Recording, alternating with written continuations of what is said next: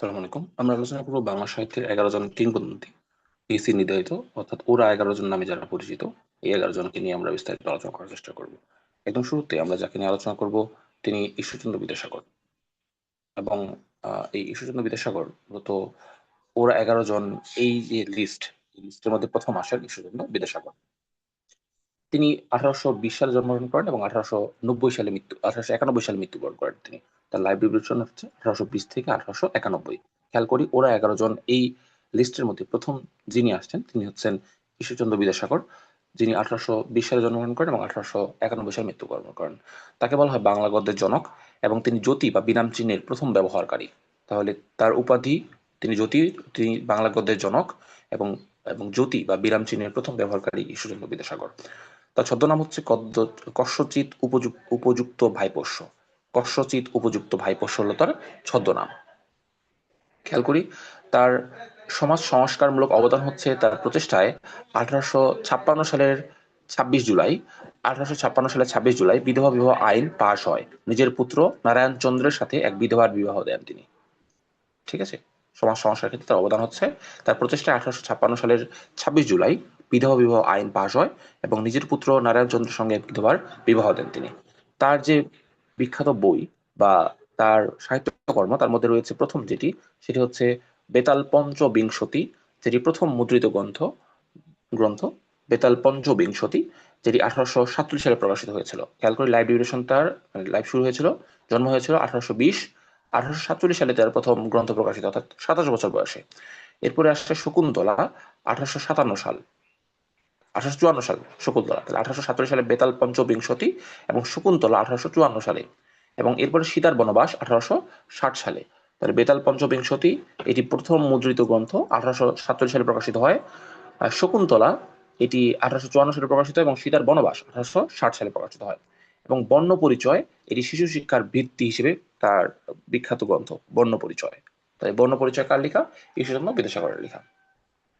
আমরা এরপরে যেই সাহিত্যিকের কাছে যাব তিনি সাহিত্য সম্রাট হিসেবে পরিচিত এবং বাংলা উপন্যাসের জনক তিনি। তার দুইটা উপাধি তাদের মনে রাখতে হবে। এক, তিনি সাহিত্য সম্রাট। দুই, তিনি বাংলা উপন্যাসের জনক এবং তাকে বলা হয় বাংলার স্কট।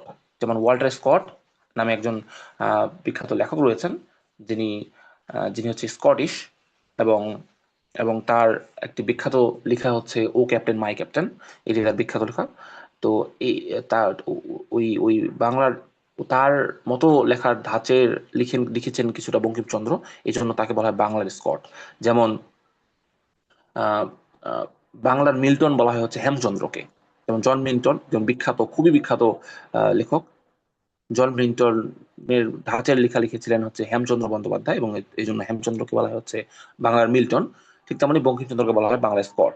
এবং তার পেশা ছিল তিনি ডেপুটি ম্যাজিস্ট্রেট ছিলেন। তিনি ডেপুটি ম্যাজিস্ট্রেট ছিলেন। তাহলে বঙ্কিমচন্দ্র জন্মগ্রহণ করেছিলেন ১৮৩৮ সালে এবং মৃত্যুবরণ করেছিলেন ১৮৯৪ সালে। খেয়াল করি ঈশ্বরচন্দ্র বিদ্যাসাগর ১৮২০ সালে জন্মগ্রহণ করেছিলেন, ১৮৯১ সালে মৃত্যুবরণ করেছিলেন এবং বঙ্কিমচন্দ্র ১৮৩৮ সালে জন্মগ্রহণ করেছিলেন, ১৮৯৪ সালে মৃত্যুবরণ করেছিলেন। তিনি সাহিত্য সম্রাট এবং বাংলা উপন্যাসের জনক। তার মাস্টারপিস গুলো কি কি? তার আমরা চারটা মাস্টারপিস জানবো, চারটা নাম, চার রকম। একটা প্রথমটা হচ্ছে দুর্গেশ নন্দিনী, যেটা ১৮৬৫ সালে প্রকাশিত হয়েছে। দুর্গেশ নন্দিনী ১৮৬৫ সালে প্রকাশিত হয়েছে এবং বাংলা সাহিত্যের প্রথম সার্থক উপন্যাস এই দুর্গেশ নন্দিনী। কে লিখেছেন তাহলে? বঙ্কিমচন্দ্র লিখেছেন। এরপর তার মাস্টারপিস হচ্ছে কপাল কুণ্ডলা, যেটি ১৮৬৬ সালে পরের বছরই প্রকাশিত হয়েছে। দুর্গেশ নন্দিনী ১৮৬৫, তার পরের বছর কপাল কুণ্ডলা ১৮৬৬। এটি রোমান্টিক উপন্যাস। এবং ১৮৮২ সালে প্রকাশিত হয় আনন্দমঠ। বন্দে মাতরম গানটি এই উপন্যাসের অন্তর্গত। বন্দে মাতরম একটা খুব বিখ্যাত গান, যেটি হচ্ছে ইন্ডিয়ার একটা গান, এটি এই উপন্যাসের মধ্যে থেকে নেওয়া হয়েছে, যেটি আনন্দমঠ উপন্যাস ১৮৮২ সাল। এবং আরেকটি উপন্যাস হচ্ছে বিষবৃক্ষ এবং আরেকটা হচ্ছে কৃষ্ণকান্তের উইল। তাহলে এখানে আমরা পাঁচটা উপন্যাস পেলাম তার। তার মধ্যে প্রথম যে উপন্যাসটি তার এবং সার্থক উপন্যাস, সেটা হচ্ছে কি দুর্গেশ নন্দিনী।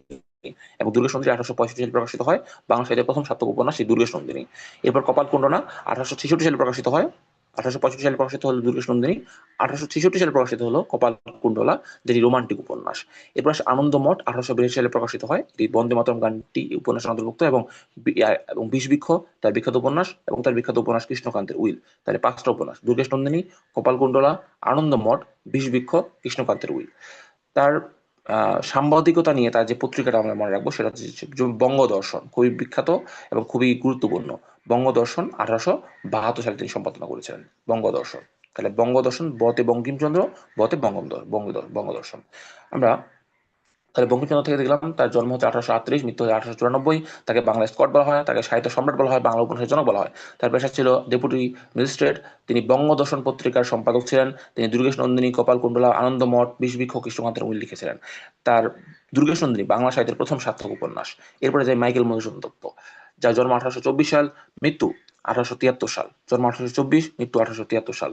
আধুনিক বাংলা কবিতার জনক এবং সনেটের প্রবর্তক তিনি। তাহলে তিনি দুইটা জিনিসের জনক বলা যায়। প্রবর্তক জনক কাছাকাছি মিনিং, একই না বাট কাছাকাছি মিনিং। এক, তিনি সনেটের প্রবর্তক বা জনক। দুই, আধুনিক বাংলা কবিতার জনক। আধুনিক বাংলা কবিতার জনক কে? মাইকেল মধুসূদন দত্ত। সো খেয়াল রাখবো, যদি যদি ছোট গল্পের জনক বলা হয় সেটা কিন্তু অন্য হবে, সেটা কিন্তু রবীন্দ্রনাথ দিকে যাবে। বাট আধুনিক বাংলা কবিতা, কবিতার যদি জনক বলা হয় বা আধুনিক বাংলা কবিতা, তাহলে সেটা মাইকেল মধুসূদন দত্ত। তিনি অনেকগুলো প্রথম জিনিসের প্রবর্তক। কি?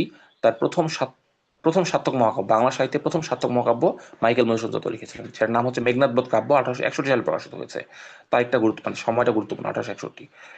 প্রথম সার্থক ট্র্যাজেডি কৃষ্ণকুমারী, প্রথম সার্থক কমেডি পদ্মাবতী, প্রথম পত্রকাব্য বীরাঙ্গনা। এই চারটাই প্রথম লিখেছেন মাইকেল মধুসূদন দত্ত। তাহলে প্রথম মহাকাব্য, সার্থক মহাকাব্য হলো মেঘনাদবধ কাব্য। প্রথম সার্থক ট্র্যাজেডি হচ্ছে কৃষ্ণকুমারী। প্রথম সার্থক কমেডি হচ্ছে পদ্মাবতী। প্রথম সার্থক পত্রকাব্য হচ্ছে, মানে সার্থক পত্রকাব্য মানে প্রথম পত্রকাব্যের সার্থকই ছিল, সেটা হচ্ছে বীরাঙ্গনা। ঠিক আছে। বীরাঙ্গনাদের সাথে আরেকটা বিষয় যায়, সেটা হচ্ছে আমি বীরাঙ্গনা বলছি, এইটা একটা খুব বিখ্যাত ইন্টারভিউ মূলক একটা উপন্যাস, যেটি লিখেছিলেন তাহমিনা আনম। এটা পরবর্তীতে আমরা, তাহমিনা আনম, নীলিমা ইব্রাহিম লিখেছেন পরবর্তীতে সময়। যে আমরা আধুনিক সাহিত্যের একটা গুরুত্বপূর্ণ লেখক লেখক হচ্ছে নীলিমা ইব্রাহিম, যিনি একই সাথে বাংলা একাডেমির কিন্তু প্রথম মহিলা পরিচালক হিসেবেও দায়িত্বপ্রাপ্ত ছিলেন। ও বাংলার প্রথম সার্থক মহাকাব্য পেলাম মগ্নাবোধ কাব্য, যেটি 1861 সালে প্রকাশিত হয়েছে। প্রথম সার্থক ট্র্যাজেডি হচ্ছে কৃষ্ণকুমারী। কৃষ্ণকুমারী হচ্ছে ট্র্যাজেডি। কমেডি হচ্ছে পদ্মাবতী। খেয়াল করবো, কৃষ্ণকুমারী হচ্ছে ট্র্যাজেডি, কমেডি হচ্ছে পদ্মাবতী। এবং প্রথম পত্রকাব্য হচ্ছে বীরাঙ্গনা। তার অমিত্যাক্ষর ছন্দর প্রবর্তক হিসেবে তিনি মানে পরিচিত। তিনি বাংলা আধুনিক কবিতার জনক, সনেটের প্রবর্তক এবং অমিত্যাক্ষর ছন্দের প্রবর্তক। অমিত্যাক্ষর ছন্দের প্রবর্তক তিনি। হ্যাঁ, অমিত্যাক্ষর ছন্দ হচ্ছে ব্ল্যাঙ্ক ভার্স। ব্ল্যাঙ্ক ভার্স আমরা জানি হচ্ছে ইংলিশ সাহিত্যে হচ্ছে ক্রিস্টোফার মার্লো। ক্রিস্টোফার মার্লোকে বলা হয় ব্ল্যাঙ্ক ভার্সের ফাদার অফ ব্ল্যাঙ্ক ভার্স। তো বাংলাতে হচ্ছে মাইকেল মধুসূদন দত্ত। এখানে একটা বিখ্যাত উক্তি রয়েছে, নিজ গৃহপথ তার দেখাও তস্করে। হ্যাঁ, এটা একটা বিখ্যাত তার কবিতার লাইন, নিজ গৃহপথ তার দেখাও তস্করে। এটি আহ আলিপুর হাসপাতালে অর্থ হয় মৃত্যু, এই জায়গা থেকে দেখা যায়। তো নিজ গৃহপথ তার দেখা তস্করে, এই লাইনটা কে বলেছিলেন? তস্করে বলতে মানে তাকে নিজেকে বোঝাচ্ছে, নিজেকে সে তস্কর বলছে। নিজ গৃহপথে, নিজের বাড়িতে তাকে যেন তস্কর দেখানো হয়, এটা মাইকেল মধুসূদন দত্ত একটা আক্ষেপমূলক লেখা ছিল। তো এর মধ্যে মাইকেল মধুসূদন দত্ত আমরা জেনে ফেললাম। এরপর আমরা দেখবো রবীন্দ্রনাথ ঠাকুর। রবীন্দ্রনাথ ঠাকুর অনেক মানে সাহিত্যের এমন কোনো জায়গা নেই যেখানে রবীন্দ্রনাথ ঠাকুরের মানে সঞ্চালন বা তার পদচারণা হয় নাই। তো সব জায়গায় প্রচারণা হয়েছে। এই যে আমরা দুইটা পার্টি রবীন্দ্রনাথ ঠাকুরকে দেখব। প্রথমত, তার জন্ম হচ্ছে 1861, মৃত্যু হচ্ছে 1941 সাল। তিনি বিশ্বকবি এবং নোবেল বিজয়ী। 1913 সালে গীতাঞ্জলির জন্য সাহিত্যে নোবেল পুরস্কার পেয়েছেন। এখানে একটু বলে রাখা ভালো, গীতাঞ্জলির জন্য বললে ভুল হবে। গীতাঞ্জলিটাকে ইংলিশ অনুবাদ করেছিলেন সং অফারিংস নামে। এবং এটির যে প্রিফেস লিখেছিলেন হচ্ছে William Butler Yeats, W B Yeats লিখেছিলেন। এবং ডাব্লিউ বি ইয়েট এই প্রিফেসটা লিখেছিলেন। অনেকে ভুল মনে করেন যে উইলিয়াম বাটলার ইয়েটই হচ্ছে আহ, গীতাঞ্জলি অনুবাদ করেছেন, কিন্তু তা না। গীতাঞ্জলি শুধু প্রিফেসটা লিখেছেন William Butler Yeats, but Gitanjali English অনুবাদ পুরোটাই করেছিলেন রবীন্দ্রনাথ ঠাকুর সং অফারিংস নামে। এবং এই অনুবাদটার জন্য কিন্তু নোবেল পুরস্কার পেয়েছিলেন তিনি, মানে গীতাঞ্জলির জন্য না, গীতাঞ্জলির অনুবাদের জন্য, ইংরেজি অনুবাদ। তো ইস্যুদের মধ্যে তিনি প্রথম। তার মেজর ওয়ার্কস বা প্রথম যে প্রধান যে রচনাগুলোর মধ্যে আমরা দেখবো হচ্ছে তার নোবেল বা উপন্যাসগুলো কি কি। গোরা, শেষের কবিতা, ঘরে বাইরে, চোখের বালি, যোগাযোগ। গোরা হচ্ছে তার শ্রেষ্ঠ এবং বৃহত্তম উপন্যাস। তার রবীন্দ্রনাথের শ্রেষ্ঠ উপন্যাসের নাম কি? গোরা। তার বৃহত্তম উপন্যাসের নাম কি? গোরা। তার রোমান্টিক কাব্যধর্মী উপন্যাস কোনটি? শেষের কবিতা। যেখানে যেখানে শেষের কবিতা আমরা জানি যে সেখানে আছে খুব রোমান্টিক একটা আহ দুই দুইজন রোমান দুইজন একজন একজন নারী এবং পুরুষের আসলে একটা খুব ইমোশনাল একটা কাহিনী তুলে ধরা হয় শেষের কবিতায়। ঘরে বাইরে, চোখের বালি এবং যোগাযোগ। যোগাযোগ, ঘরে বাইরে, চোখের বালি, গোরা, শেষের কবিতা, এগুলো তার উপন্যাস, মেজর উপন্যাস। এবং তার প্লেস বা নাটক হচ্ছে রক্তকরবী ডাকঘর বিসর্জন। খেয়াল রাখবো, রক্তকরবী ডাকঘর বিসর্জন, রক্তকরবী ডাকঘর বিসর্জন, এই তিনটা হচ্ছে তার প্রধান নাটক। এবং তার উপন্যাস হচ্ছে গোরা, ঘরের বাইরে, চোখের বালি, যোগাযোগ এবং শেষের কবিতা। এবং ভারত, বাংলাদেশ, শ্রীলঙ্কা তিনটে দেশের জাতীয় সঙ্গীত তার রচনা বা তার প্রভাবিত। তো মূলত বাংলাদেশ এবং ভারতের জাতীয় সঙ্গীত রবীন্দ্রনাথ ঠাকুর লিখেছেন, বাট শ্রীলঙ্কার যে জাতীয় সঙ্গীত সেটা তিনি লিখেন নাই, তার দ্বারা প্রভাবিত, ডিরেক্টলি তিনি লিখেন নাই। এবার দেখি রবীন্দ্রনাথ ঠাকুর তাকে বলা ছোট, একটু আগে যেটা বলছিলাম যে তাকে ছোট গল্পের জনক বলা হয়, আধুনিক বাংলা কবিতার জনক বলা হয় মাইকেল মধুসূদন দত্তকে, কিন্তু ছোট গল্পের জনক বলা হয় হচ্ছে রবীন্দ্রনাথ ঠাকুর। এবং তাকে গীতি নাট্যকার বলা হয়, গীতি নাট্যকার বলা হয়। তো তার ছোট গল্পগুলো কি, যেহেতু তাকে ছোট গল্পের জনক বলা হচ্ছে, তার মানে তার ছোট গল্পগুলো খুবই বিখ্যাত। এবং ছোট গল্পের যে সংজ্ঞা, ছোট গল্প আমরা মানে কোনটাকে ছোট গল্প বলি, যেমন হচ্ছে পোয়েট্রির সংজ্ঞা দিয়েছেন উইলিয়াম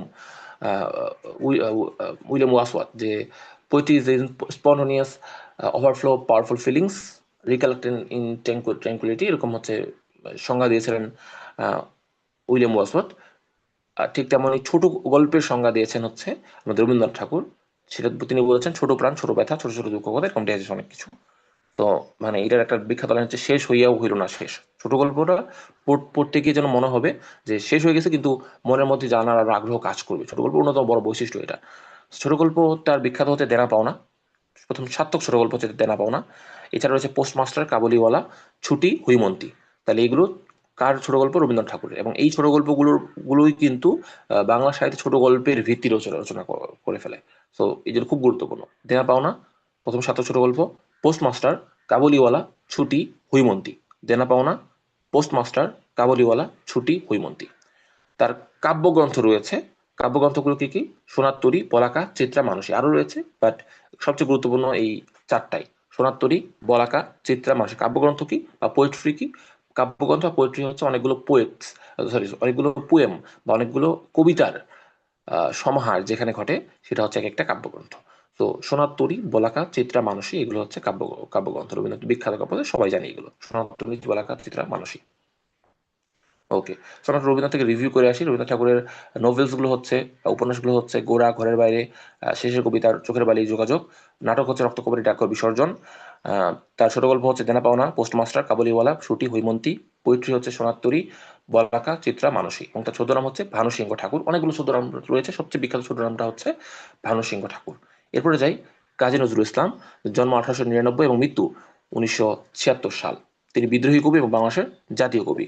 তার বিদ্রোহী কবি হিসেবে তার পরিচয়টা কেন? কারণ তার বিদ্রোহী সৃষ্টি বা রেবেল ওয়ার্কস গুলো রয়েছে কিছু। তার মধ্যে প্রথম যেটা, সেটা হচ্ছে সবচেয়ে গুরুত্বপূর্ণ, সেটা হচ্ছে অগ্নিবীণা। 1922 সালে প্রকাশিত, এটা একটি কাব্যগ্রন্থ। 1922 সালে প্রকাশিত হয় প্রথম।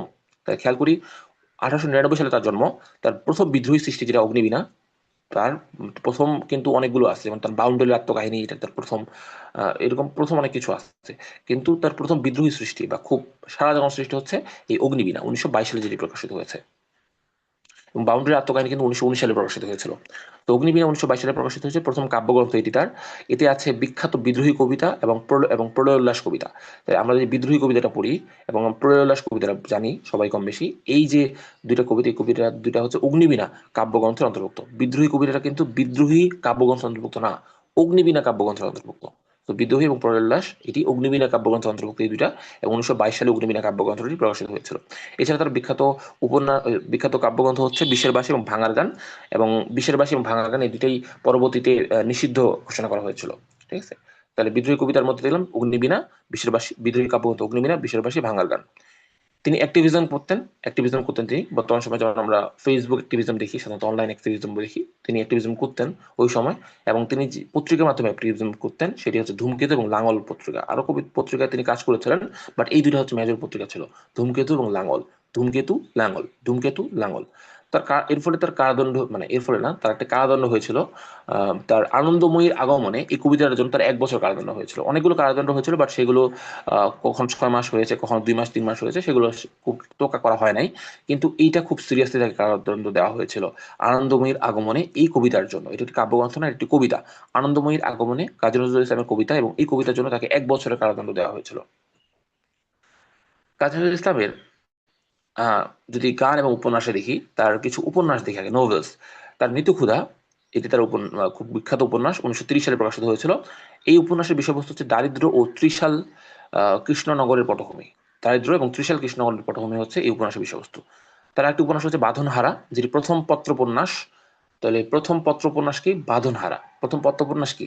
বাঁধনহারা। একটু আগে আমরা দেখলাম যে প্রথম আহ মাইকেল মধুসূদন দত্ত বীরাঙ্গনা নামে যে পত্র তিনি লিখেছিলেন সেটা কিন্তু কি? বীরাঙ্গনা নামে যেটা লিখেছেন সেটা পত্রকাব্য। বীরাঙ্গনা নামে প্রথম পত্রকাব্য লিখেছেন মাইকেল মধুসূদন দত্ত। নজরুল এসে যেটা করলেন, তিনি পত্র উপন্যাস লিখলেন, মানে অনেকগুলো পত্রগুলো মানে চিঠিগুলোকে একসাথে করে একটা উপন্যাসের রূপ দিলেন। এটার নাম হচ্ছে বাঁধনহারা। ঠিক আছে? প্রথম পত্র উপন্যাস, এটাকে ইংলিশে বলা হচ্ছে এপিস্টোলারি নভেল। এবং কুহেলিকা কুহেলিকা হচ্ছে বিপ্লবী জীবনের কাহিনী। তো তার তিনটা উপন্যাস আমরা বুঝলাম, যে মৃত্যুক্ষুধা, বাঁধনহারা, কুহেলিকা। মৃত্যুক্ষুধা, বাঁধনহারা, কুহেলিকা। তার মিউজিক বা সঙ্গীত ৩,০০০-এরও বেশি গান তিনি রচনা করেছিলেন। তার গজল রয়েছে। বাংলা গানে প্রথম প্রবর্তন তিনি করেছেন গজল। তাহলে বাংলা গানে গজলের প্রথম প্রবর্তন কে করেছেন? নজরুল করেছেন। তার রয়েছে শ্যামা সঙ্গীত, ইসলামী গান। তার বিখ্যাত গান চল চল চল, যেটিকে রণসঙ্গীত হিসেবে গৃহীত করা হয়েছে। এখানে একটা বিখ্যাত মানে একটি গুরুত্বপূর্ণ ছন্দ আছে, যে মম এক হাতে বাঁকা বাঁশের বাঁশরি আর হাতে রণসূর্য। বিখ্যাত একটা ছন্দ এটি। মম এক হাতে বাঁকা বাঁশের বাঁশরি আর এক হাতে রণসূর্য। এটি কে লিখেছেন? রবীন্দ্রনাথ ঠাকুর লিখেছেন। ওকে। তো রবীন্দ্রনাথ, সরি, কাজী নজরুল ইসলাম লিখেছেন। তো নজরুল থেকে আমরা দেখলাম যে নজরুল উম, কাব্যগ্রন্থ লিখেছেন অগ্নিবীণা, বিশেরবাসী, ভাঙার গান। যেখানে বিশেরবাসী ভাঙার গান নিষিদ্ধ হয়েছিল, অগ্নিবীণা প্রথম কাব্যগ্রন্থ। এখান থেকে বিদ্রোহ এবং প্রলয়োল্লাস কবিতাটা এখানে ছিল। তিনি ধূমকেতু, লাঙ্গল এই দুইটার অ্যাক্টিভিজম মানে এই দুটো পত্রিকার সম্পাদনা করতেন, কাজ করতেন। এবং আনন্দময়ীর আগমনে তার এই কবিতার জন্য 1 বছর জেল হয়েছিল, কারাদণ্ড হয়েছিল। উপন্যাসের মধ্যে রয়েছে মৃত্যুক্ষুধা, বাঁধনহারা, কুহেলিকা। বাঁধনহারা প্রথম পত্র উপন্যাস। মৃত্যুক্ষুধা হচ্ছে 1930 সালে প্রকাশিত হয়েছিল। কুহেলিকা বিপ্লবী জীবনের কাহিনী। এবং তিনি মিউজিক লিখেছিলেন প্রায় 3,000-এরও বেশি। তিনি গান লিখেছেন। এরপরে যাবো জসীমউদ্দিন, যাকে পল্লী কবি হিসেবে আমরা সবাই চিনি। 1903 সালে জন্মগ্রহণ করেছিলেন এবং 1976 সালে তিনি মৃত্যুবরণ করেছিলেন। 1903 সালে জন্ম, 1976 সালে তার মৃত্যু। তার শ্রেষ্ঠ রচনা বা মাস্টারপিস গুলো হচ্ছে নকশিকাঁথার মাঠ, যে 1929 সালে প্রকাশিত হয়। খেয়াল করুন, 1903 সালে জন্ম, 1929 সালে প্রথম তার নকশিকাঁথার মাঠ কাহিনী কাব্যটি প্রকাশিত হয়। তাহলে নকশিকাঁথার মাঠ একটি কাহিনী কাব্য এবং ইংরেজিতে অনুদিত হয়েছিল the field of the embroidered quilt হিসেবে অনুদিত হয়েছিল। এবং এটি অনুদিত করেছিলেন জসীমউদ্দিনের মেয়ে তাহমিনা আনাম। হ্যাঁ, উনার কন্যা। ওকে। তো শ্রেষ্ঠ রচনা হচ্ছে তার নকশিকাঁথার মাঠ এবং সুজন বাঁধিয়ার ঘাট। নকশিকাঁথার মাঠ 1929 সালে প্রকাশিত হয়, সুজন বাঁধিয়ার ঘাট 1934 সালে প্রকাশিত হয়। সো নকশিকাঁথার মাঠ এবং সুজন বাঁধিয়ার ঘাট এই দুটা যে জসীমউদ্দিনের লেখা, এটা আমরা সবাই জানি। বাট বাট এগুলোর প্রকাশকালটা জরুরি। নকশিকাঁথার মাঠ 1929, সুজন বাঁধিয়ার ঘাট 1934। এবং নকশিকাঁথার মাঠ এটিকে ইংলিশে অনুদিত করা হয়েছে, এটির কাহিনী কাব্য। সুজন বাঁধিয়ার ঘাট এটা হচ্ছে জিপসি ওয়ার্ফ ওয়ার্ফ নামে অনুদিত হয়েছে। জিপসি ওয়ার্ফ নামে অনুদিত হয়েছে। তো field of the embroidered quilt এটি নকশিকাঁথার মাঠ, এটির ইংলিশে অনুপাত। এবং হচ্ছে সুজন বাঁধিয়ার ঘাট এটি জিপসি ওয়ার্ফ নামে অনুদিত। তার অমর কবিতা রয়েছে, একটি ইমর্টাল পোয়েম রয়েছে একটি, সেটা হচ্ছে কবর। এটা সবাই কম বেশি জানি যে কবর কবিতা রয়েছে। এবং কবর নামে একটা নাটকও রয়েছে, কিন্তু পরবর্তী আমরা দেখবো আধুনিক সময় কবর নামে একটি নাটকও রয়েছে আধুনিক সাহিত্যে। তো কবর কবিতাটি তিনি ছাত্রাবস্থায় তিনি লিখেছেন। 118 লাইনের মাত্রাবৃত ছন্দের কবিতা এটি, 118 লাইনের মাত্রাবৃত ছন্দের কবিতা। এবং একটা বিখ্যাত লাইন, এইখানে তো দাদির কবর ডালিম গাছের তলে। ঠিক আছে? তো এখানে খেয়াল করবো। এবং তার ভ্রমণ কাহিনী রয়েছে চলো মুসাফির, এবং শিশুতোষ গ্রন্থ রয়েছে হাসু। তাহলে তার কাহিনী কাব্য হচ্ছে নকশিকাঁথার মাঠ, 1929 সালে প্রকাশিত হয়েছে। সুজন বাদিয়ার ঘাট। এবং তার কবিতা হচ্ছে কবর, যেটি 118 লাইনের মাত্রাবৃত ছন্দে রচিত হয়েছিল। এবং তার ভ্রমণ কাহিনী চলে মুসাফির। শিশুতোষ তার লেখা বা সাহিত্য হচ্ছে হাসু। চলে যায় মীর মোশাররফ হোসেন। এটি বর্তমান সময় প্রেক্ষাপটে সবচেয়ে গুরুত্বপূর্ণ লেখকদের মধ্যে একজন। তিনি বলা যায় যে তিনি যদি টপ 5 গুরুত্বপূর্ণ বর্তমান সময় লেখক হয়, তাহলে তিনি টপ 5 এর মধ্যে থাকবেন অবশ্যই। তো মীর মোশাররফ হোসেন 1847 সালে জন্মগ্রহণ করেন এবং 1911 সালে তিনি মৃত্যুবরণ করেন। 1847 সালে তিনি জন্মগ্রহণ করেন, 1911 সালে তিনি মৃত্যুবরণ করেন। এই 1847 সালে একটা একটা একটা জিনিস প্রকাশিত হয়, সেটা কি? 1847 সালে এই যে ঈশ্বরচন্দ্র বিদ্যাসাগরের প্রথম যে লেখা বেতাল পঞ্চবিংশতি, এটি 1847 সালে প্রকাশিত হয়। এবং 1847 সালে জন্মগ্রহণ করেন বাংলা সাহিত্যের মুসলিম লেখকদের মধ্যে, মুসলিম উপন্যাসের যিনি পথিকৃৎ, তার নাম মীর মোশাররফ হোসেন।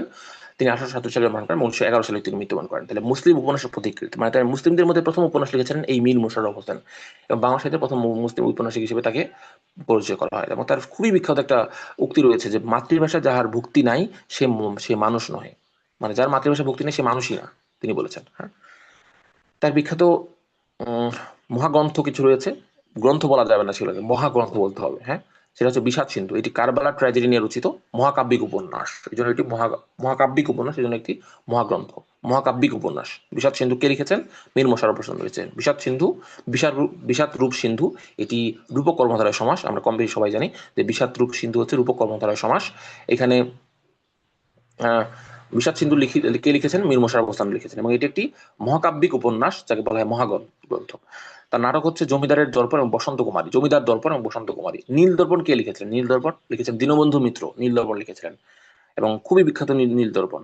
তাহলে জমিদার দর্পণ কে লিখেছেন? মীর মশাররফ হোসেন লিখেছেন, এবং তিনি লিখেছেন বসন্ত কুমারী। এই দুটো তার নাটক, বসন্ত কুমারী এবং হচ্ছে জমিদার দর্পণ। কৃষ্ণ কুমার কে লিখেছিলেন? কৃষ্ণ কুমার লিখেছিলেন হচ্ছে মাইকেল মধুসূদন দত্ত, যেটি একটি কিন্তু ট্র্যাজেডি। বাংলা সাহিত্যের প্রথম সার্থক ট্র্যাজেডি ছিল হচ্ছে কৃষ্ণকুমারী, মাইকেল মধুসূদন দত্ত লিখেছেন। বসন্ত কুমারী কে লিখেছিলেন? মীর মশাররফ হোসেন লিখেছেন। ওকে, এটা একটি নাটক।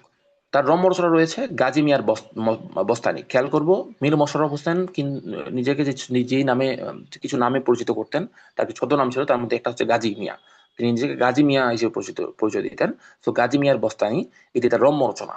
এবং তার প্রবন্ধ হচ্ছে গো জীবন। এই প্রবন্ধের জন্য মামলায় তিনি জড়িয়েছিলেন গো জীবন নামে। যেমন কাজী নজরুল ইসলাম যেমন হচ্ছে আনন্দময়ীর আগমনের জন্য 1 বছর কারাদণ্ড পেয়েছিলেন, তেমনি মীর মশাররফ হোসেন গো জীবন এই প্রবন্ধের জন্য মামলায় জড়িয়েছিলেন। তাহলে মহাগ্রন্থ হচ্ছে বিষাদ সিন্ধু, নাটক হচ্ছে জমিদার দর্পণ, বসন্ত কুমারী, রম্য রচনা হচ্ছে গাজী মিয়ার বস্তানি, প্রবন্ধ হচ্ছে গো জীবন। মীর মশাররফ হোসেন শেষ। এবার আমরা যাই ফররুখ আহমেদ। 1918 সালে যিনি জন্মগ্রহণ করেছেন এবং 1974 সালে যিনি মৃত্যুবরণ করেছেন, এবং তাকে বলা হয় মুসলিম রেনেসাঁ কবি। খেয়াল করবো, মীর মশাররফ হোসেন এবং ফররুখ আহমেদ এই দুইটার মধ্যে কনফিউশন লাগে। কি কনফিউশন? নাম্বার ওয়ান কনফিউশন, মুসলিম আহ দের মধ্যে প্রথম উপন্যাস লিখেছিলেন হচ্ছে মোশাররফ হোসেন, কিন্তু মুসলিম রেনেসাঁ কবি কিন্তু ফররুখ আহমেদ। অর্থাৎ যদি বলা হয় মুসলিম উপন্যাসের পথিকৃৎকে, তাহলে মীর মশাররফ হোসেন, কিন্তু মুসলিম রেনেসাঁর কবিকে তাহলে ফররুখ আহমেদ।